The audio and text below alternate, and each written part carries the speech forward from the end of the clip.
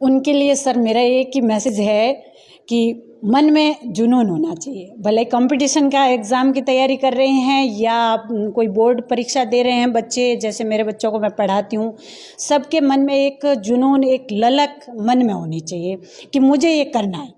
बस भले 10th board है, 12th बोर्ड है, IAS है, या आपका जो भी टारगेट है, आप असिस्टेंट प्रोफेसर बनना चाहते हो, लेक्चरर बनना चाहते हो, कुछ भी, अगर एक अच्छा राजनेता भी बनना है तो मैं तो ये कहूँगी कि उसको भी अच्छे से ललक के साथ अपने कार्य क्षेत्र में आगे बढ़ना चाहिए। ज़रूरी नहीं है बिजनेसमैन को तो हर वक्त सर ललक चाहिए, तो एक जॉब जो ता जिंदगी हमें एक स्थायित्व देता है, उसके लिए तो ललक और जुनून और 17-18 घंटे मेहनत की सर मैं प्रेरणा दूंगी।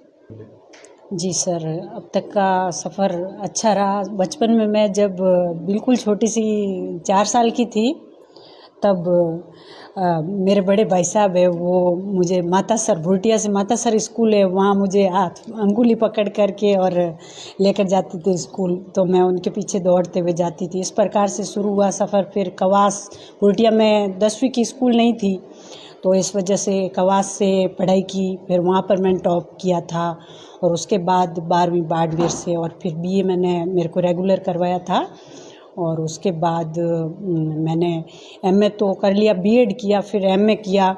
और बनना तो मुझे असिस्टेंट प्रोफेसर ही था। जैसे मेरे बड़े दीदी है, कजिन है, वो अभी प्रिंसिपल है, उनको देखकर मुझे लेक्चरर बनने का बहुत शौक़ था बचपन से। लेकिन बाद में जब मैं कॉलेज में आ गई तो BA में हमारे मुकेश पचौरी सर पढ़ाते थे हिंदी, तो उनको पढ़ाने का तरीका और बच्चों के साथ बातचीत और कन्वर्सेशन सब देख करके मेरे मन में एक ललक सी रहती कि मैं भी कॉलेज प्रोफेसर बनूं और बच्चों के साथ ऐसे बातचीत करूं, बच्चों को आगे बढ़ाऊं, प्रेरित करूं। और जैसे मेरे बड़े भाई साहब हैं, उन्होंने मुझे शुरू से लेकर कॉलेज रेगुलर, उस समय हमारे भुटिया क्या नज़दीक कवास और सभी गाँवों में कोई लड़की रेगुलर कॉलेज में नहीं पढ़ रही थी।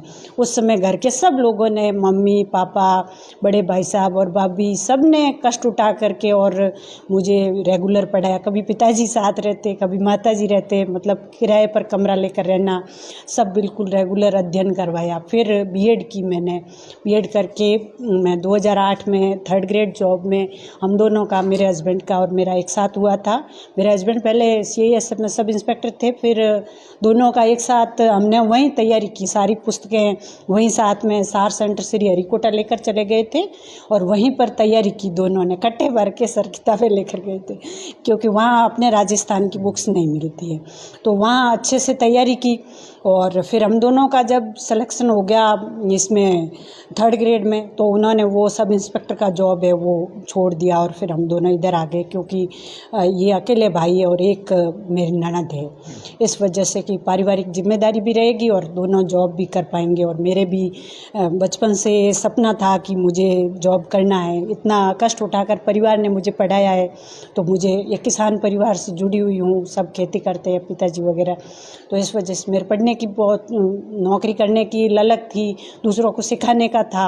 इस वजह से इन्होंने भी फिर मेरी वजह से इस जॉब को ज्वाइन किया और अभी हम दोनों, मेरे हस्बैंड और मैं दोनों लेक्चरर हैं। वो इतिहास विषय से है और मैं हिंदी से हूँ। और असिस्टेंट प्रोफेसर में भी हम दोनों का ही इंटरव्यू कॉल हुआ था, कुछ हो सकता है लिखित में और थोड़ा कम रहने की वजह से उनका इतिहास से सिलेक्शन नहीं हुआ।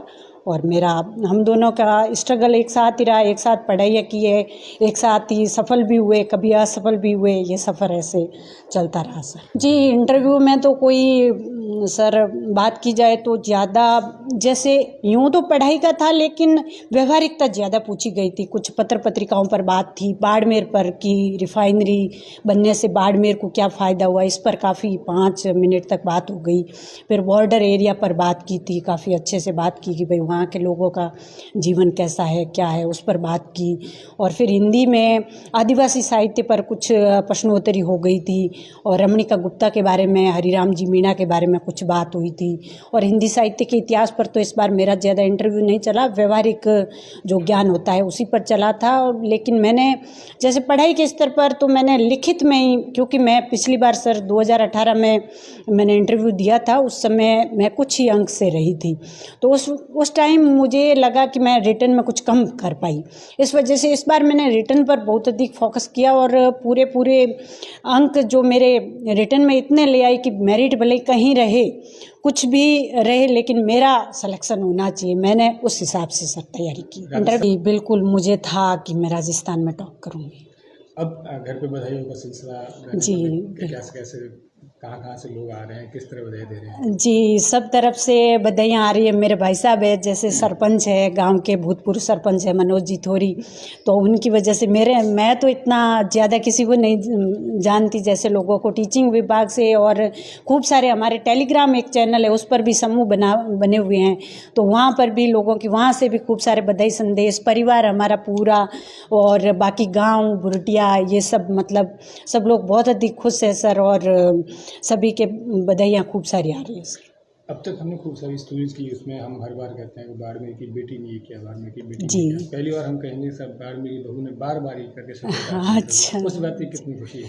जी सर, बहुत अधिक खुशी है, और इसमें सबसे बड़ा सहयोग अभी हाल ही के दिनों में, शुरुआती मैंने आपको बता दिया कि मेरे भाई साहब ने मुझे शुरुआत 4 साल से लेकर के और जैसे पढ़ाया था। मेरे पिताजी किसान हैं, उनका काम करने का मेरी माँ और मेरे भाभी सब, उन्होंने बहुत अधिक सहयोग किया। लेकिन इस परिवार से जुड़ने के बाद मेरी मम्मी जी है जो मुझे अभी मिठाई खिला रहे थे, उनका बहुत अधिक सहयोग है। उन्होंने ही सारा कुछ पढ़ाया। वो कहते काम मैं अपने आप करूँगी, तू पढ़।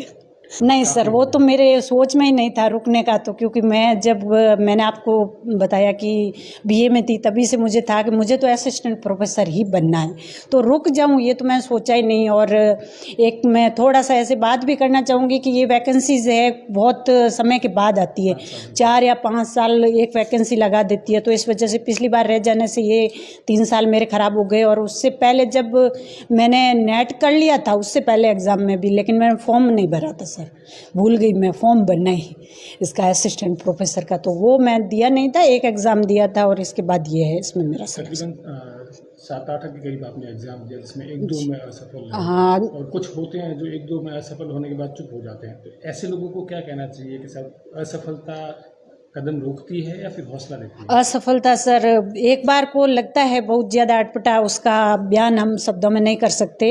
वो दुख है वो खुद व्यक्ति ही उसको महसूस कर सकता है जिसको असफलता मिलती है।